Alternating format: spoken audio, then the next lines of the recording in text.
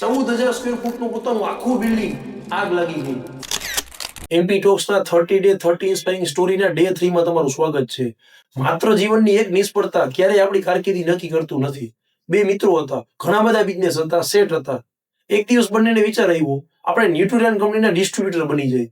બંને વ્યક્તિ બની ગયા અને વિટામિનની ગોળીઓ સેલ કરવા માંડ્યા. 2 અઠવાડિયા સુધી સિંગલ ગોળી સેલ ના થઈ. એ એમના સેમિનારમાં ગયા, ત્યાં જઈને બહુ જ મોટિવેટ થયા. રિટર્ન આવ્યા, નક્કી કર્યું આપણા સિટીમાં આપણે સેમિનાર ઓર્ગેનાઇઝ કરી.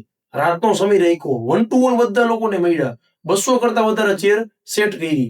બંનેને એવું હતું ખુરશીઓ ઘટશે. એ દિવસે માત્ર 2 વ્યક્તિ સેમિનારમાં આવ્યા. એક ભાઈબંધે કીધું આપણે બિઝનેસ બંધ કરી દેસી, બીજાએ ના પાડી. માત્ર એક રાતની નિષ્ફળતા ક્યારે આપણી કારકિર્દી નક્કી કરી શકે નહીં. બંને વ્યક્તિએ નક્કી કર્યું ભરપૂર મહેનત કરશી. 2 વર્ષ સુધી મહેનત કરી, 5,000 ડિસ્ટ્રીબ્યુટર નેટવર્ક ઊભું કર્યું.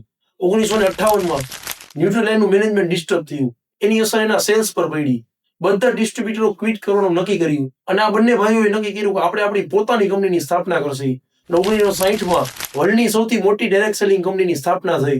એ કંપની એટલે Amway. From the first day એ વ્યક્તિને એ નહોતી ખબર કે કઈ પ્રોડક્ટ સેલ કરશી. એમની પાસે ગોડાઉન નહીં, ઓફિસ નહીં, ડિસ્ટ્રીબ્યુટર નેટવર્ક નહીં. છતાંય કંપનીને ધીમે ધીમે સફળતા મળી. 1970માં ઘણા બધા પ્રોબ્લેમ આવી ગયા. 14,000 સ્ક્વેર ફૂટનું પોતાનું આખું બિલ્ડિંગ આગ લાગી ગઈ, ઝીરો થઈ ગયું. 1975માં અમેરિકન ગવર્મેન્ટે કેસ કરી દીધો. તમારી આ પિરામિડ સ્કીમ છે, લોકોને તમે લોભામણી જાહેરાત આપો છો, લોભામણા સપના બતાવો છો અને તમારી પ્રોડક્ટ ક્યાંય રિટેલ આઉટલેટમાં અવેલેબલ નથી. 4 વર્ષ પછી કેસ જીતી ગયા. 1980માં જાપાનના એક બિઝનેસમેને $1 બિલિયન ઓફર કરી કંપની ખરીદવા માટે. ઓફર રિજેક્ટ કરી.